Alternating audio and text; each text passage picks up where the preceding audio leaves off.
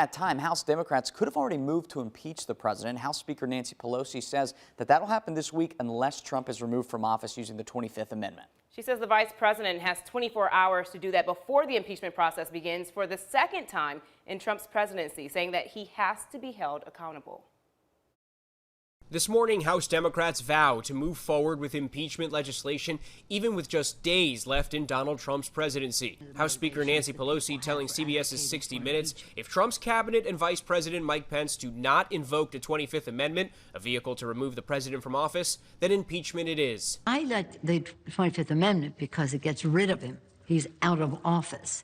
But there is strong support in the Congress for impeaching the president a second time. Democrats feel they have no choice but to fast-track a second impeachment during Trump's final days in office, demanding he be held accountable for last week's Capitol siege. Speaker Pelosi readying her party with a single article of impeachment, charging Trump with incitement of insurrection. At least 200 lawmakers support the resolution, but so far, not a single Republican has publicly signed on. The latest ABC News Ipsos poll finds a majority of Americans want Trump removed from office, but only 13% of Republicans support removal. I think the best thing for the country to heal would be for him to resign.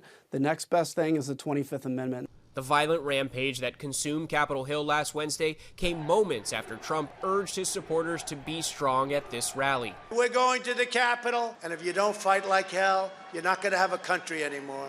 A deadly riot ensued as Congress confirmed Joe Biden's election victory. Roughly 60 criminal cases have been opened on people suspected of taking part in the mayhem. The Department of Justice says at least 20 are facing federal charges. Adam Johnson from Florida, who was seen in this viral photograph carrying Speaker Pelosi's lectern, and Arkansas's Richard Barnett, the man who would pose for pictures on the House Speaker's desk.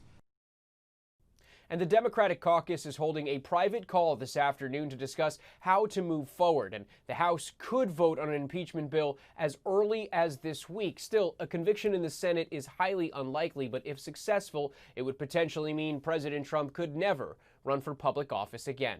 Andrew Dimbert, ABC News, Washington.